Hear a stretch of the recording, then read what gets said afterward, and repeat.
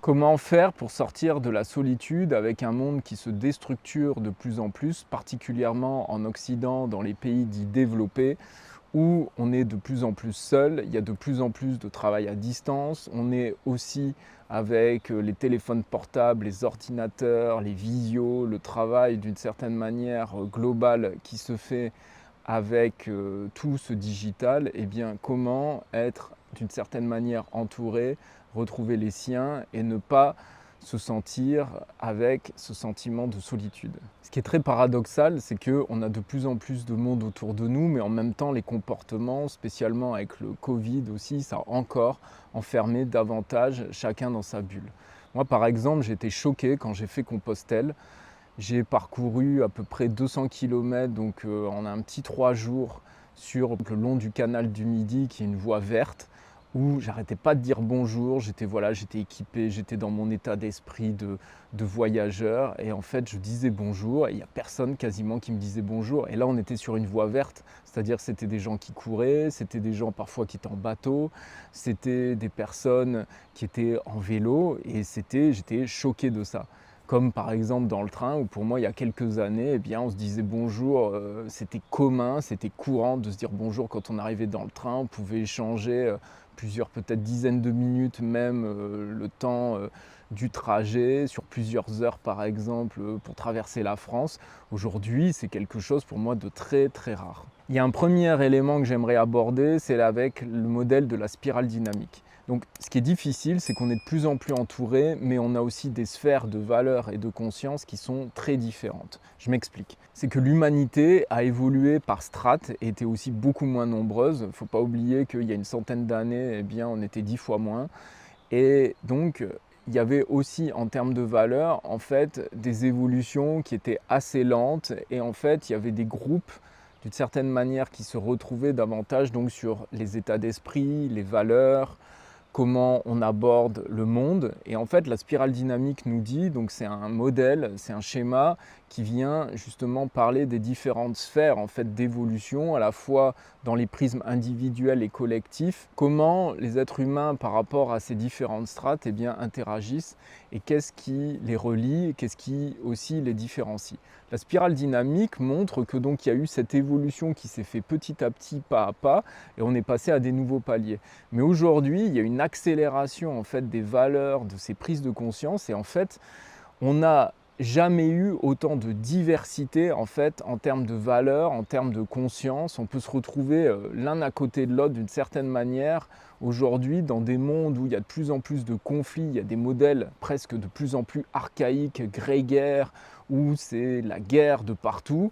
Et en même temps, on a des mouvements, des intentions qui sont pour moi vraiment reliés à une grande élévation, qui sont relié à de plus en plus de bienveillance, de prendre soin des autres. Donc on se retrouve avec aussi tout un panel de différences et la géographie fait que cette différence, eh bien, des fois, elle est un petit peu éclatée. Moi, ma croyance, c'est qu'il y a quand même des regroupements. Si on prend par exemple dans les milieux ruraux, là c'est le cas où je vis ici, eh bien, c'est qu'il peut y avoir pour moi un rassemblement. C'est-à-dire qu'en général, par énergie, là je fais référence un peu par ce qu'on peut appeler par la loi d'attraction souvent, c'est que, eh bien, il y a un petit peu même une rue ou un groupe de personnes, entre guillemets, où c'est des personnes très fermées, et peut-être de l'autre côté de la rue ou dans un autre village, eh bien, c'est des personnes ouvertes. Donc il y a une interaction qui se fait et c'est aussi le propos de cette vidéo.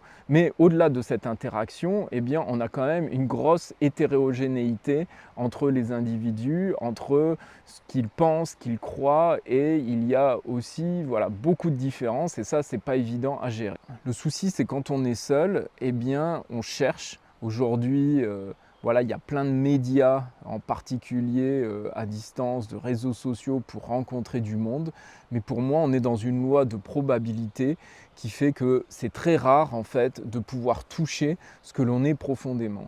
Et surtout si tu regardes cette vidéo et que tu te sens entre guillemets spécifique, je donne un exemple, tu fais du sport, tu as certains loisirs, tu as peut-être une quête justement particulière personnelle. Donc en fait, tu es assez complexe et complet, et on est de plus en plus complexe et complet, c'est-à-dire que aujourd'hui, pour moi, les généralités, eh bien, ça ne marche pas forcément. C'est-à-dire, si on prend par exemple, j'appelle ça les sites de rencontres CV, c'est ah ben moi j'aime le sport, j'aime les cinémas, j'aime la comédie, j'aime ci, j'aime ça.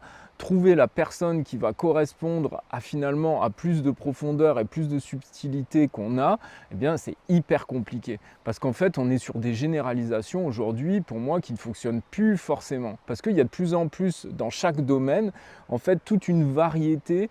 Si je prends par exemple le sport, on peut avoir le sport nature, on peut avoir le sport nature mais plus minimaliste, on peut avoir le sport davantage aventure, exploration. En fait, on a plein de sous-éléments en fait dans les différents domaines. Et donc ça peut nous casser la tête parce que ça peut créer aussi des distinctions qui n'en sont pas réellement, mais il y a aussi des mouvements et des courants qu'on a besoin en fait de créer et d'aller vers. Et on ne va pas forcément se retrouver sur la même longueur d'onde. Donc c'est difficile parce que déjà dans chaque secteur, il y a des sous-parties qui vont être très spécifiques, très différentes.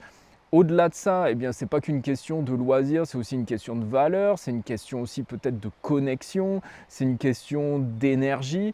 Donc ça rend les choses très complexes. Ça a toujours été, mais c'est de plus en plus complexe. Et donc c'est ce qui fait pour moi qu'on est aussi de plus en plus seul. C'est ce qui fait que tu peux être de plus en plus seul.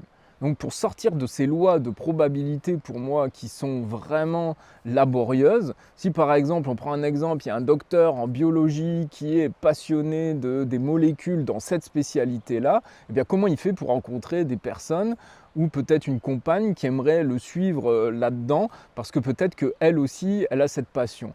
Eh bien si cette personne a découvert que c'était sa passion, qui fait un doctorat de biologie à travers ça, eh bien, il va cheminer vers finalement cette spécialisation et il va rencontrer sur son chemin et sur sa route cette spécificité. Donc en fait, cette solitude pour moi, c'est aussi en fait un miroir à un certain moment d'un manque de conscientisation, voire d'introspection, d'exploration personnelle pour finalement cheminer, mais aussi prendre conscience en fait de ce qui anime chacun.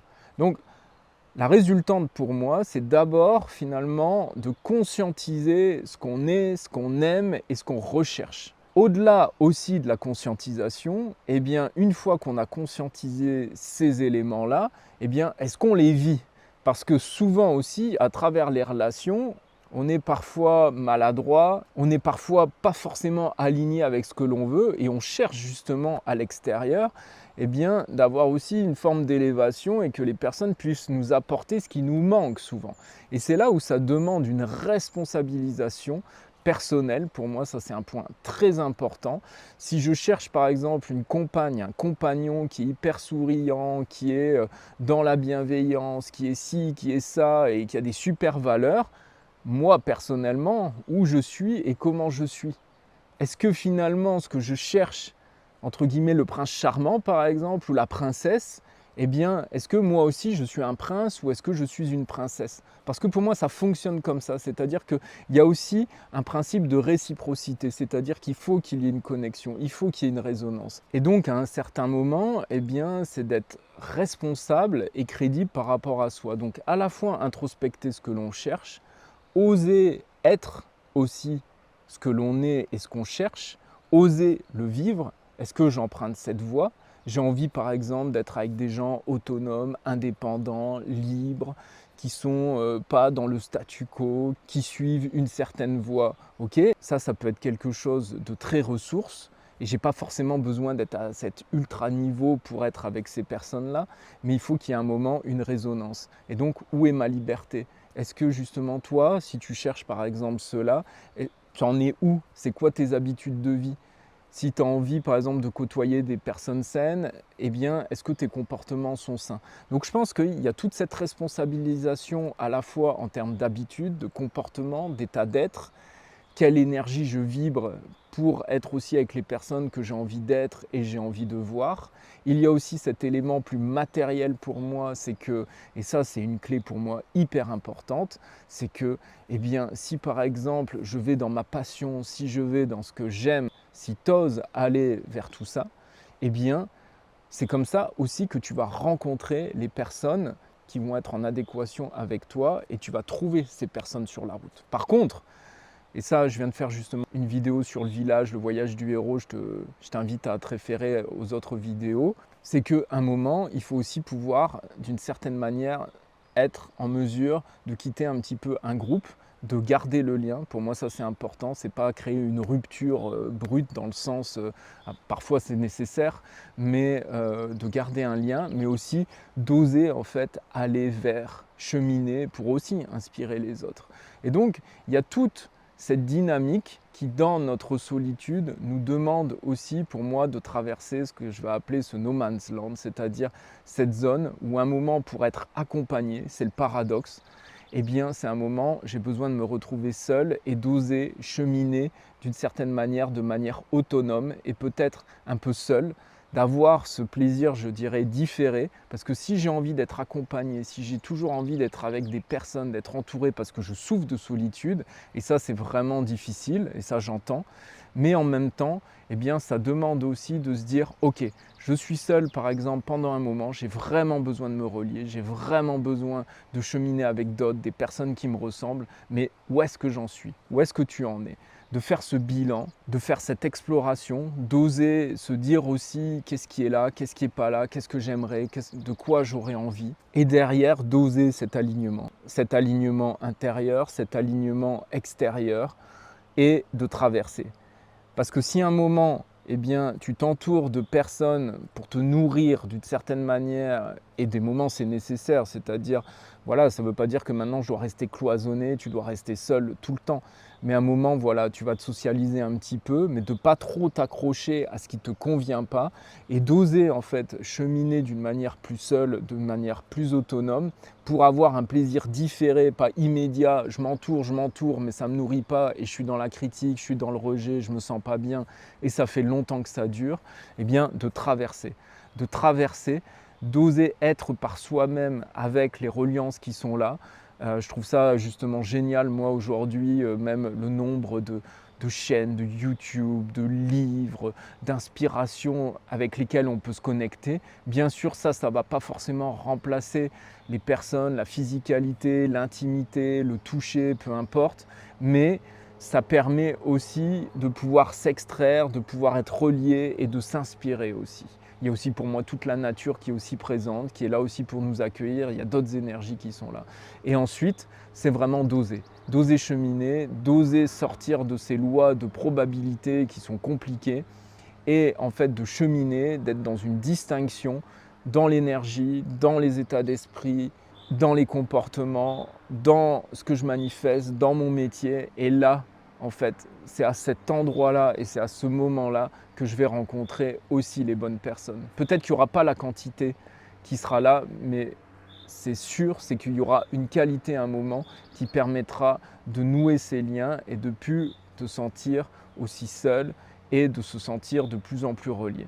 Même si on ne se sent pas forcément hyper seul, cette vidéo elle est aussi utile quand on peut aussi avoir un manque. Je te remercie de ton écoute, merci pour les likes, pour les partages et je te dis à bientôt.